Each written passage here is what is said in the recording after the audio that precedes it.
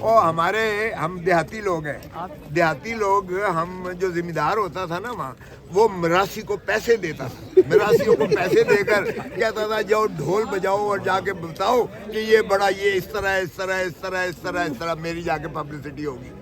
تو یہ ہمیں مفت کے مراسی ملے ہوئے ہیں، اس لیے ہمیں کیمپین کی ضرورت نہیں ہے۔ یہ جو عمل کرتے ہیں اس سے پی ٹی آئی کی جو ہے وہ ماشاءاللہ کیمپین اللہ کے ہاتھ میں۔ دیکھو ایک بات یاد رکھو، ذہن میں رکھیں سب پاکستانی، اللہ کی رسی کو مضبوطی سے تھامو، اور یہ 5 چیزیں اللہ کے ہاتھ میں ہیں: زندگی، موت، عزت، ذلت، رزق۔ یہ کسی انسان کے ہاتھ میں نہیں ہے۔ تو اس لیے اگر کوئی انسان کسی کو مرعوب کرنے کی کوشش کرتا ہے تو پھر اس کا ایمان کمزور ہے، جو وہ ٹی وی پہ جا کے اور اپنا رونے روتا ہے اور کسی کو گالیاں جو دیتا ہے۔ خبریں زیر گردش ہیں کہ کچھ لوگوں کے آئی ڈی کارڈز بلاک کیے ہوئے، وہ بھی الیکشن میں، اس میں کافی کینڈیڈیٹس بھی ہیں، وہ الیکشن میں حصہ لے سکیں گے؟ جی بالکل لے سکیں گے، بالکل آپ ٹھیک کہہ رہے ہیں۔ آئی ڈی کارڈ بلاک کیے ہوئے ہیں، ان کا کوئی ایسی شرط نہیں ہے کہ آئی ڈی کارڈ جس کا بلاک ہو وہ الیکشن نہیں لڑ سکتا۔ یہ الیکشن رولز میں بڑا کلیئر ہے۔ 2 منٹ دے دیں، 2 منٹ تو میرے سے چلیں۔ السلام علیکم، آپ دیکھ رہے ہیں اردو پوائنٹ۔ میرا نام بلال عباسی ہے، میرے ساتھ موجود ہیں سینئر قانون دان ممتاز قانون دان اور پی ٹی آئی کے رہنما ہے لطیف خدا بہت بہت شکریہ۔ آج بڑی دھواں پریس کانفرنس کی آپ نے سر، کیا ہو رہا ہے پی ٹی آئی کے ساتھ؟ جیسے آپ کے گھر پہ حملہ ہو رہا ہے اور بھی درجنوں کارکنان ہیں، کیا کہیے گا اس حوالے سے؟ دیکھیں یہ بڑی بدقسمتی ہے کہ ہمارے ہاں دنیا میں الیکشنز ہوتے ہیں، یورپ میں کبھی جائیں پتہ بھی نہیں ہوتا ہے، ووٹ دے کے وہ بندہ اپنے کاروبار میں واپس چلا جاتا ہے۔ یہاں ایک قیامت سی آ جاتی ہے۔ یہ پاور پالیٹکس میں بدقسمتی سے چل رہے ہیں۔ دھرتی ماں جو ہے اس وقت بلیڈ کر رہی ہے، خون رس رہا ہے ہمارے پاکستان کی معیشت کا، پاکستان کی ریاست کا ہمارا جو حشر ہو رہا ہے، اور ہمیں یہ اس چیز کا پرواہ ہی نہیں ہے۔ حالانکہ اس کا واحد حل یہ ہے کہ جمہور عوام کو ان کا حق دیں۔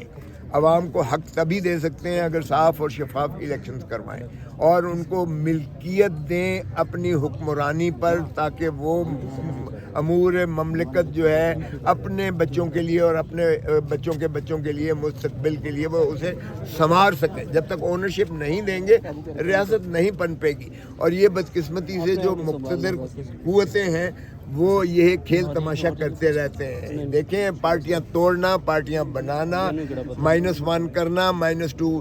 پہلے مشرف نے بھی آپ کو یاد ہوگا کہ اس نے -1 کا فارمولا کیا تھا کہ پیپلز پارٹی بے نظیر اور مسلم لیگ نون نواز شریف نے جاوید ہاشمی کو اپنی جگہ پہ صدر بنا لیا تھا، اور پاکستان پیپلز پارٹی نے 4 پیس بنا کر پاکستان پیپلز پارٹی پارلیمنٹیرین بنا کر مخدوم امین فہیم کو صدر بنا دیا، اور راجہ پرویز اشرف سیکرٹری جنرل بن گئے تھے۔ اور اب پھر یہ جو ہے ان کی چلے نہ نے پارٹی چلائی تھی اور نہ کبھی گور خان چلائے گا۔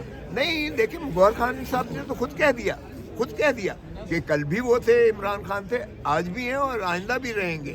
وہ ان کی نمائندگی کر رہے ہیں، گور نے کہا ہے، گور نے کوئی ایسی اخفا نہیں رکھی ہے بات۔ تو اس لیے خدا را بند کر دیں یہ کھیل تماشا، جو بھی اس کو سمجھ رہے ہیں کہ اس طرح سے پارٹی بنائی جائے۔ آئی پی پی بنا دیا آپ نے، اس میں سے نکال کے پیپلز پارٹی میں سے پیپلز پارٹی پارلیمنٹیرین بنا دی، نیشنل پیپلز پارٹی بنا دی۔